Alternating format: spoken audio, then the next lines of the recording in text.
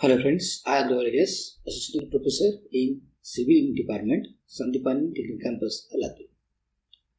Today's topic is the examples on the conjugate beam method. Now the learning outcomes. After watching this video, student will be able to understand the concept of conjugate beam method, and also student will be able to calculate the slope and deflection by conjugate beam method. Now the theorems. The first theorem is the shear at any point on the conjugate beam is equal, that is in sign and value, to the slope at corresponding point on the real beam. Theorem number 2. The moment at any point on the conjugate beam is equal, that is in sign and value, to the deflection at corresponding point on the real beam. Now some steps are here. So first step is to determine bending moment diagram for real beam.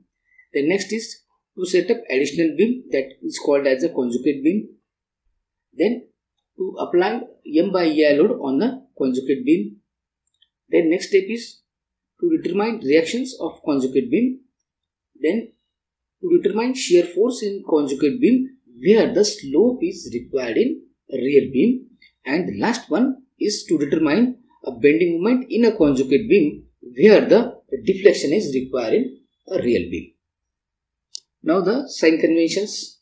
Sagging bending moment for real beam use the positive M/EI diagram, and hogging bending moment for real beam gives the negative M/EI diagram.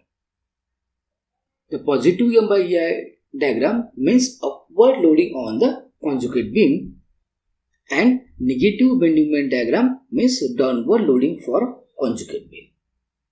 The positive shear for conjugate beams means anti-clockwise rotation of a tangent drawn to elastic curve with respect to original position at corresponding point in a real beam, and vice versa. And the last one is the positive bending moment for conjugate beam means upward deflection of a corresponding point in a real beam, and vice versa.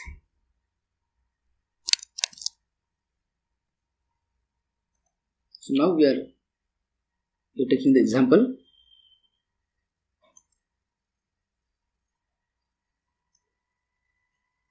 So suppose this is a beam simply supported, and this is subjected to UDL is of 20 kN per meter. This span is 2 meter and this span is a 2 meter. This support is A and this support is B.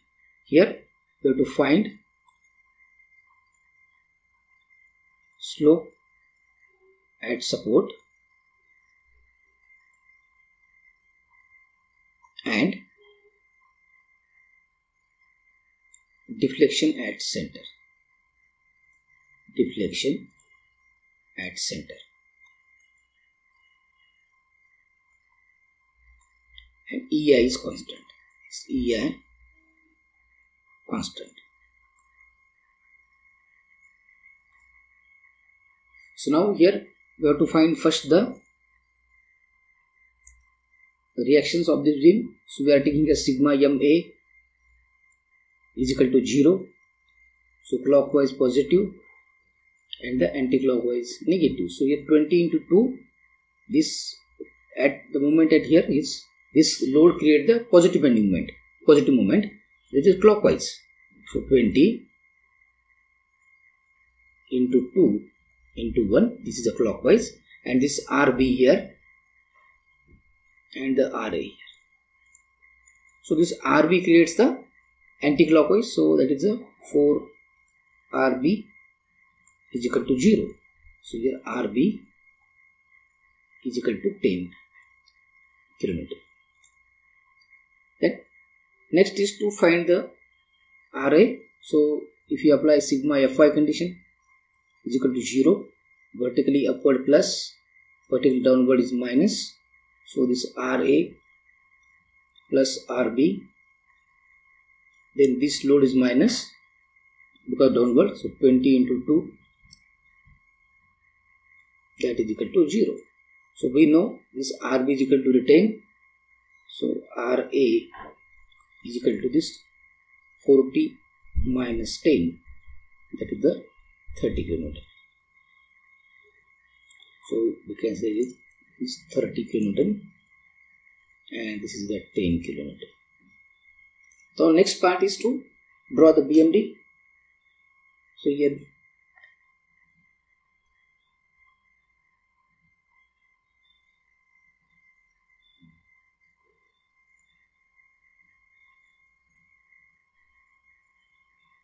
so we know at this point center here there is a 10 into 2, that is a 20.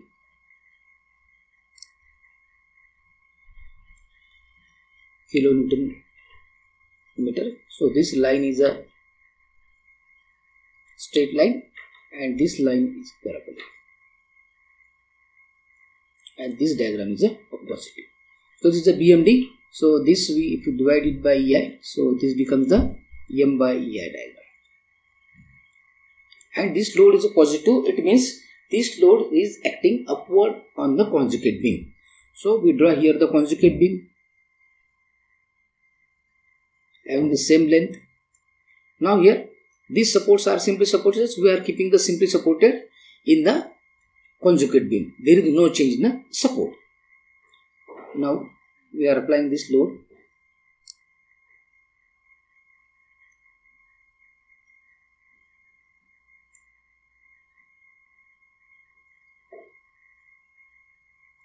And this is a 20 by EI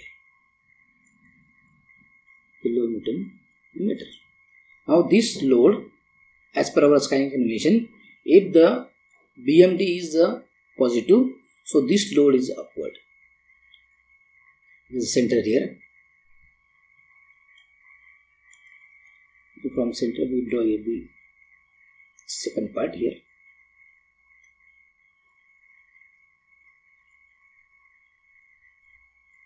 We know that here this load is upward, it means here the reactions are in the downward directions.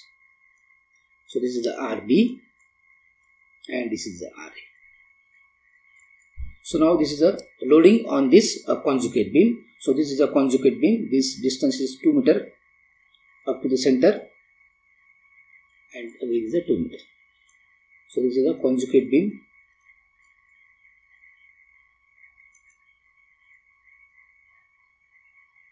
Now here we have to find out the reactions. So we can again take the sigma MA is equal to 0. Now here. So this is a parabolic. So we are taking here the integration of this parabolic. So this is a x1 bar and here is a x2 bar for this part. So this part, if you separate this diagram, parabolic and this triangle is different. So suppose this is part number 1 and this is part number 2. So we know that first we write the BMD equation for this the parabolic curve. So if you take any distance from the x here, so here the BMD is the this bending moment area of this is a, for this we write first the bending moment equation for that part only 0 to 2. So the bending moment is the 30 into x minus 20x into x by 2, that is the x square by 2. So this is equal to 30x minus the 10x square. This is only for the 0 to 2. This is the equation of the bending moment. So we are, so now sigma MA is equal to 0. So the area 1 moment, first write the area. So we are taking here the integration 0 to 2 and write here the 30x minus 10x square. So integration of this bending moment equation that gives the area under this curve. That gives the area under this curve. Now again we have to multiply it by the centroid. For the centroid, again if you multiply here the x, so that becomes the here the area into the x bar. This is the area and this is the x bar. That gives the automatically. Then next part is this. So plus here area is 1/2, base is the 2 meter and height is a 20 by EI. So 1/2 base into height, this is the area. Like this part gives the area. If you multiply it x, automatically this total answer is the AX bar.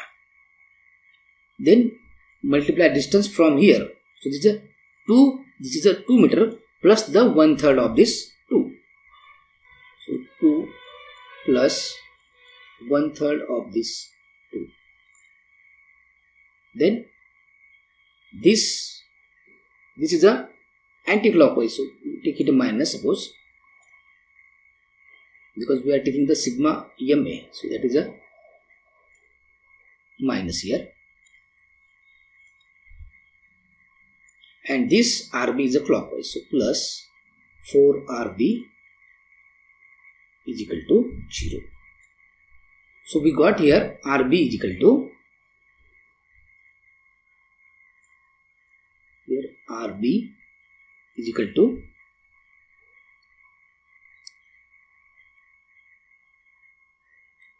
23.33 EI. And now this RB is a downward. The next is to find the RA. So for that, again the total load minus the RB. So here again, if you apply the sigma Fy condition is equal to 0. So suppose we consider upward force is positive and the downward force is the negative. So this RA is downward, we are considering, so that is the minus the RA. Then this parabolic part is only the area. Only the area, not multiplied by distance, because we are calculating the force. So here again, integration 0 to 2, this equation and is only here don't multiply the x, because we want only the force. So minus 10x square dx divided by EI.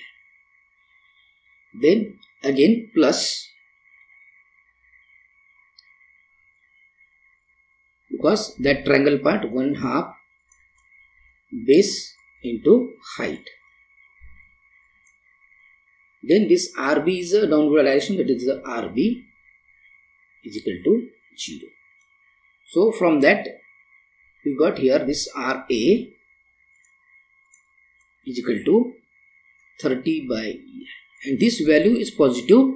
It means what we are assume is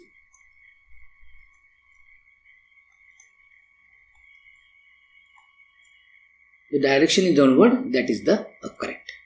So we got here the RA is equal to 30 by EI. So right here the 30 by EI, and this is the 23.33 divided by EI.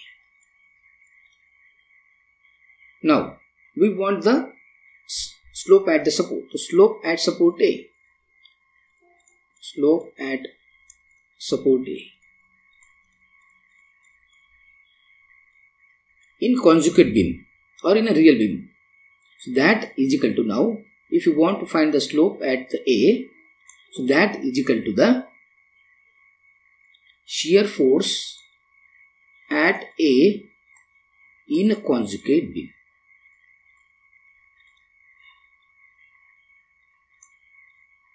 So we want the slope at A in the real beam, so that is equal to the shear force at A in the conjugate beam.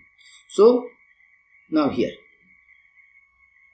shear force at A, if you take just a right of this A, so from this left side this force is downward. So this is a left side shear force is a downward force is a minus. So sign convention. Now from the left side downward force is negative and the upward force is the positive. And from the right side the downward force is the positive and the upward force is the negative. So from left side this force is the downward, that is why minus RA. So we can see that here theta A is equal to minus the RA. So theta A is equal to minus RA is equal to 30 by EI. Now this negative sign here indicates that this is a clockwise. This slope is a clockwise. If shear force is positive, then it's anti-clockwise.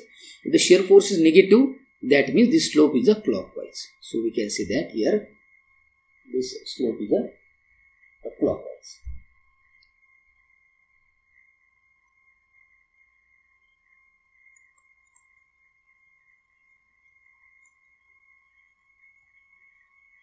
And this is the clockwise. The next part is the slope at the B. The slope at B in real beam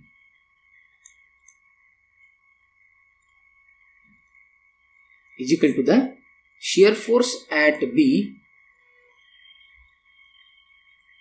in conjugate beam.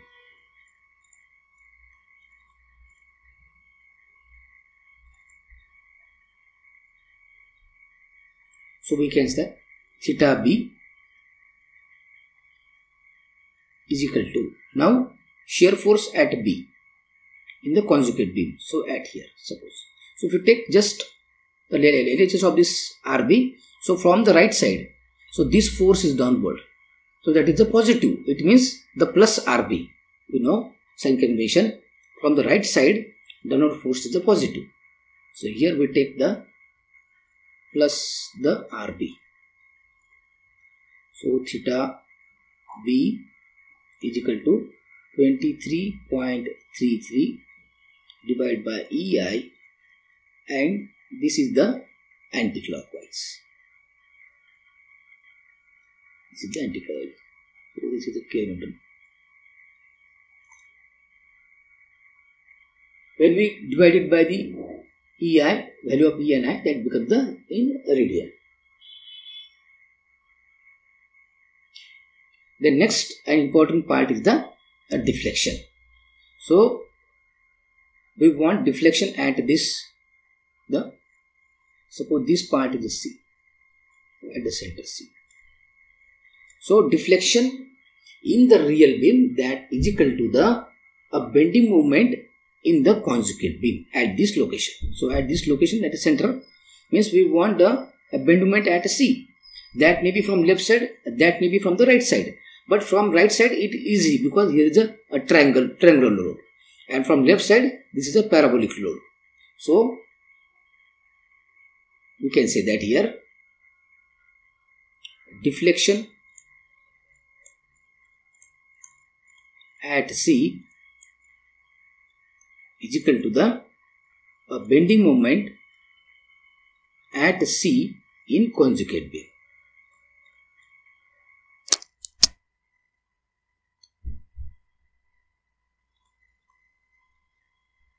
Conjugate beam.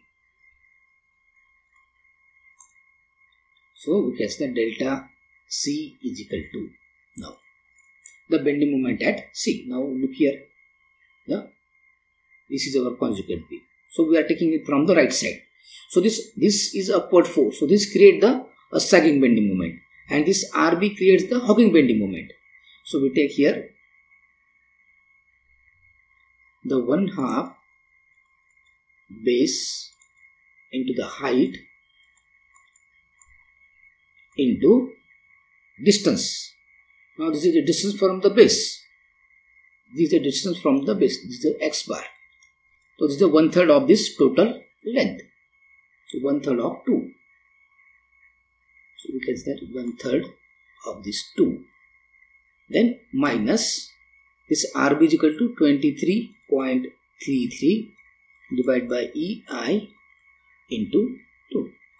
So here we got delta C, that is equal to minus 33.32 divided by EI. Now this is minus, indicates the downward force. If the answer is the movement. This is the movement. So if this is the second movement, then deflection is upward. This is the hogging because it's minus. So this deflection is a downward. So delta C is equal to 33.32 divided by EI, and this deflection is the downward.